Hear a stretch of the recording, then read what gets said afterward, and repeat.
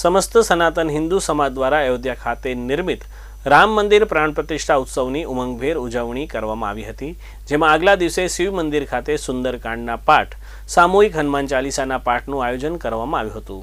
ખાસ કરીને સવારે દીપ પ્રાગટ્ય કરીને કાર્યક્રમની શરૂઆત કરવામાં આવી હતી। ત્યારબાદ ગામમાં ભવ્ય શોભાયાત્રાનું આયોજન કરવામાં આવ્યું હતું, જેમાં મોટી સંખ્યામાં ગામના લોકો જોડાયા હતા।